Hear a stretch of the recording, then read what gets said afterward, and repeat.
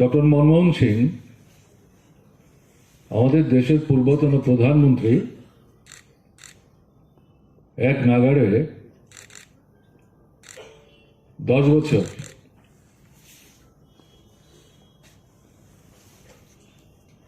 প্রধানমন্ত্রীত্বের দায়িত্ব পালন করার চেষ্টা করেছেন। গত রাতে তিনি প্রয়াত হয়েছেন। তার স্মৃতির প্রতি আমরা সবাই এখানে দাঁড়িয়ে শ্রদ্ধা জানিয়েছি, তাকে আমরা স্মরণ করেছি। আমি আরেকবার আমার কথা শুরু করার আগে তার স্মৃতির প্রতি শ্রদ্ধা জানাচ্ছি, তার পরিবার পরিজন তাদের প্রতি সমবেদনা জানাচ্ছি। তিনি প্রধানমন্ত্রী বটে, কিন্তু রাজনৈতিক দিক থেকে তিনি কংগ্রেস দলের একজন প্রথম সারির নেতাদের মধ্যে অন্যতম ছিলেন। স্বাভাবিক কারণে সেই কংগ্রেস দল তারা এই সময়ে ডক্টর মনমোহন সিংকে হারিয়ে ব্যথিত। তাদের প্রতিও আমরা আমাদের সকলের এবং আমার নিজের সমবেদনা জ্ঞাপন করছি।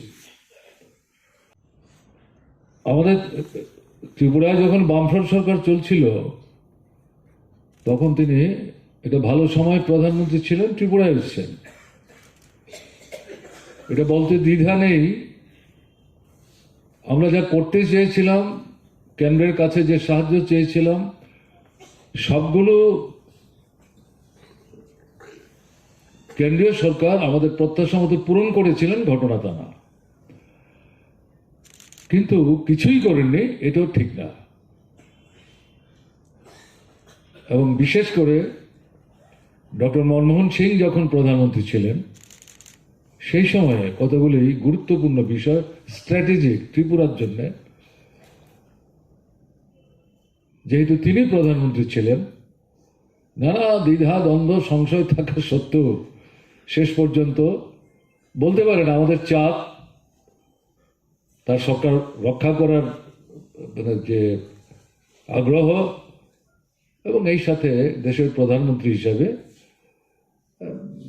দায়িত্ব পালন করার ক্ষেত্রে মেনেও নিয়েছেন। আমি এটা আজকে নিশ্চয়ই স্মরণ করব। তার যে রাজনৈতিক দৃষ্টিভঙ্গি, তিনি অর্থনীতিবিদ এবং অর্থনীতিবিদ হিসাবে তিনি যে শ্রেণীর স্বার্থ রক্ষা করতেন, বড় বড় পুঁজিপতি দেশি বিদেশি, তাদের সাথে আমাদের দেশের অর্থনীতি পরিচালনা করার ক্ষেত্রে তিনি বিশেষ গুরুত্বপূর্ণ ভূমিকাও নিয়েছেন।